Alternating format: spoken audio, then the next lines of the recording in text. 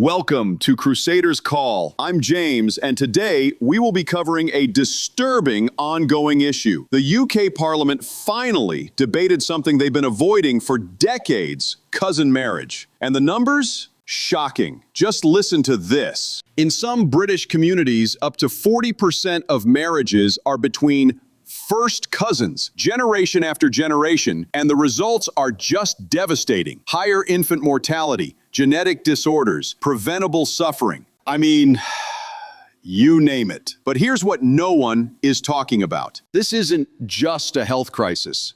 It's a spiritual one. Now, MPs are calling for cultural sensitivity and community dialogue. This is a highly sensitive issue, and in discussing it, we should try to step into the shoes of those who perhaps are not from the same culture as ours, to better understand why the practice continues to be so widespread.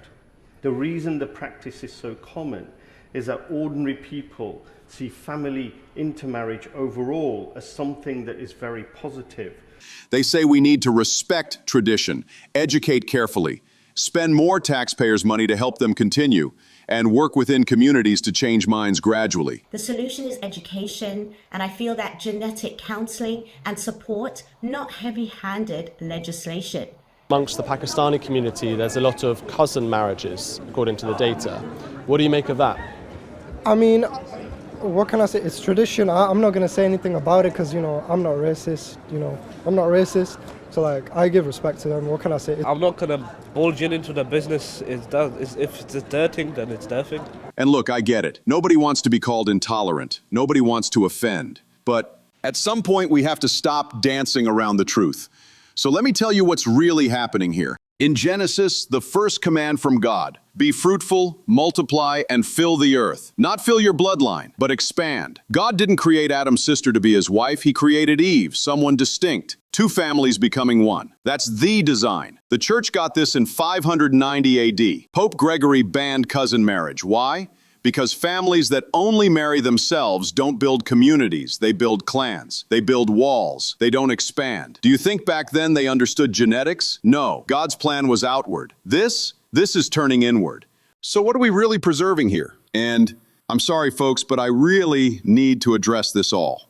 Family bonds? You're corrupting them. When you groom a kid to marry their cousin, you poison family love with romantic calculation. Christmas dinner becomes a marriage audition. And culture? What culture puts bloodline purity over children's lives? That's not culture, that's pride. The same pride that created caste systems and ethnic supremacy. My bloodline is so superior, I need to keep it pure. That's anti-gospel. That's the opposite of Christ. And while we debate sensitivity, real babies are dying. 1.3% higher infant mortality, compounding genetic damage every generation. We're talking congenital heart defects, neurological disorders, blood diseases, deafness, blindness. Recessive genes that would normally stay hidden suddenly have nowhere to hide.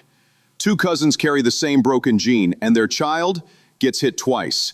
Effectively, the baseline risk of defects doubles in every generation. As you can see, I've got a lot of medicine there. And then we've got some more there. Tazam, for example, needs to take a powerful cocktail of medication every day just for him to survive. So here's my question. When does tolerance become complicity? Where are the politicians brave enough to protect children over votes? Where is the church? Where are Christian leaders saying this violates God's design for human flourishing? Western civilization banned this. The church banned this for good reason. And now we're supposed to look away while children suffer in the name of multiculturalism? Absolutely not. First cousin marriages should be banned on the basis of health risk alone. As Christians, we're called to protect the vulnerable, to speak truth in love, to defend God's design. The family is the building block of civilization. But when family turns inward, when it becomes a closed loop instead of an expanding tree, it doesn't build civilization, it erodes it. I know this makes people uncomfortable. Good. Truth should make us uncomfortable. But you know what's more uncomfortable?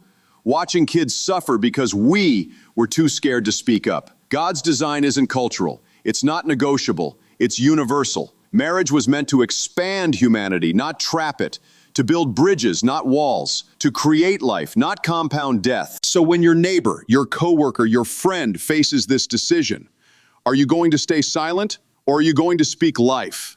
So please, folks, think about it all. This was James White. May God bless you and thank you for tuning in.